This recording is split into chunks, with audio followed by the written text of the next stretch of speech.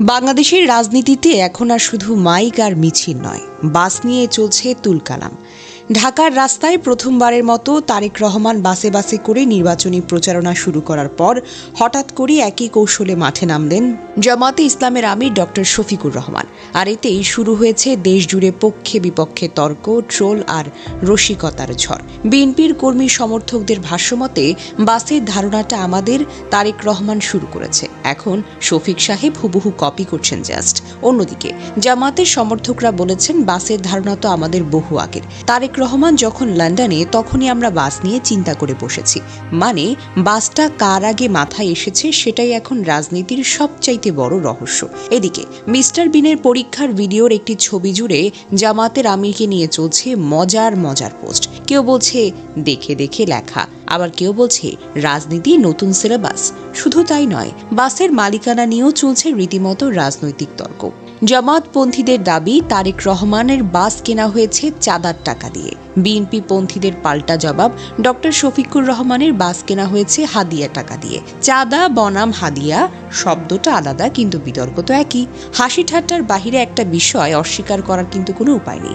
বাংলাদেশের 50 বছরের নির্বাচনী ইতিহাসে এই প্রথম বাস নিয়ে এত আলোচনা। আগে নির্বাচনে কোনো বাস ছিল না।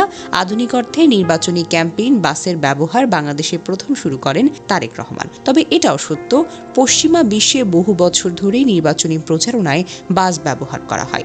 আমেরিকার ক্যাম্পেইন বাস, ইউরোপের রোড শো সবই পুরনো কৌশল। এখন প্রশ্ন একটাই, এটা কি কপি নাকি সময়ের প্রয়োজনে একই আইডিয়ার আশা? যাই হোক, একটা বিষয় কিন্তু পরিষ্কার, বাস রাজনীতিকে নড়াচড়া দিয়েছে, আলোচনা বাড়িয়েছে, মানুষকে হাসিয়েছে আর নির্বাচনকে বানিয়েছে আরও বেশি দৃশ্যমান। শেষ পর্যন্ত ভোটাররাই ঠিক করবে বাসের জানালা দিয়ে কে মানুষের কাছাকাছি বেশি যেতে পারবে।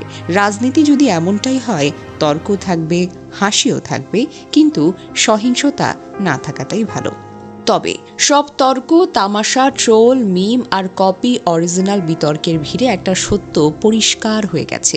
এই নির্বাচনটা শুধু ভোটের লড়াই নয়, এটা উপস্থাপনার লড়াই। বাস এখানে কোনো যান্ত্রিক বাহন না, বাস এখন হয়ে গেছে প্রতীক। জনগণের কাছে যাওয়ার, রাজনীতিকে ঘরের দরজায় পৌঁছে দেওয়ার, ক্ষমতার দূরত্ব কমানোর প্রতীক। তারেক রহমান বাসে নামলেন, রাজনীতিতে ঢুকলো নতুন আলোচনা। ডক্টর শফিকুর রহমান বাসে নামলেন, সে আলোচনায় হয়ে গেল জাতীয় বিতর্ক। কে আগে ভেবেছে, কে পরে ভেবেছে, এই হিসাব ইতিহাস একদিন করবে। কিন্তু জনগণ আজ যেটা দেখেছে তা হলো রাজনীতি আর শুধু মঞ্চে দাঁড়িয়ে কথা বলা নয়, রাজনীতি এখন চলমান, রাজনীতি এখন রাস্তায়, রাজনীতি এখন চাকার উপর দাঁড়িয়ে। আজ বাস নিয়ে হাসাহাসি হচ্ছে, কাল হয়তো এই বাস থেকেই জন্ম নেবে নতুন রাজনৈতিক সংস্কৃতি। কারণ পরিবর্তন সবসময় শুরু হয় মানুষের চোখে পড়া ছোট ছোট কোনো দৃশ্য দেখে। এই নির্বাচন বাংলাদেশের ইতিহাসে মনে থাকবে ভোটের ফলাফলের জন্য নয় শুধু, বরং এই জন্য যে এই প্রথম রাজনীতির গল্পে বাস নিজেই হয়ে উঠেছে শিরোনাম। শেষ পর্যন্ত মানুষ একটাই প্রশ্ন করবে, বাস কার, কে কপি করলো, এসব নয়। প্রশ্ন হবে একটাই, এই বাস থেকে কার কথা মানুষের মনে গিয়ে ঠেকেছে।